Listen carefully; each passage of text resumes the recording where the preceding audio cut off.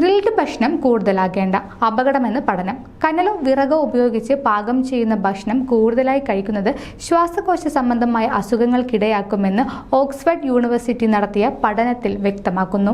ചൈനയിലെ മധ്യവർഗ ജനതയുടെ ജീവിത രീതിയാണ് പഠനവിധേയമാക്കിയത്. 30നും 80നും ഇടയിൽ പ്രായമുള്ള 2,80,000 പേരുടെ ജീവിത രീതി വർഷങ്ങളോളം പഠിച്ച ശേഷമാണ് ഗവേഷക സംഘം റിപ്പോർട്ട് പുറത്തുവിട്ടത്.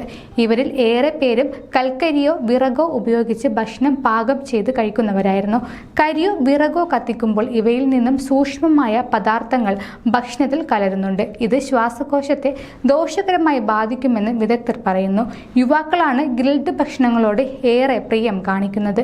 എന്നാൽ ഇത് അമിതമായി കഴിക്കുന്നത് അപകടമാണെന്ന് പഠനസംഘം അഭിപ്രായപ്പെടുന്നു. വിറകിൽ വേവിക്കുന്നതിനേക്കാൾ കലർപ്പ് കരിയിൽ തുറന്ന രീതിയിൽ വേവിക്കുന്ന ഭക്ഷണത്തിൽ കലരുന്നുണ്ട്. അകത്തെത്തുന്ന ചെറിയ അവശിഷ്ടങ്ങൾ ശ്വാസകോശത്തിൽ കരടുകൾ പോലെ കിടക്കുകയും ക്രമേണ ശ്വാസകോശത്തിന്റെ പ്രവർത്തനങ്ങളെ ഇത് വളരെ ദോഷകരമായി ബാധിക്കുമെന്നും വിദഗ്ധർ മുന്നറിയിപ്പ് നൽകുന്നു. കൂടുതൽ ആരോഗ്യ വാർത്തകൾക്കായി ഡോക്ടർ ലൈവ് TV സബ്സ്ക്രൈബ് ചെയ്യുക. Stay healthy.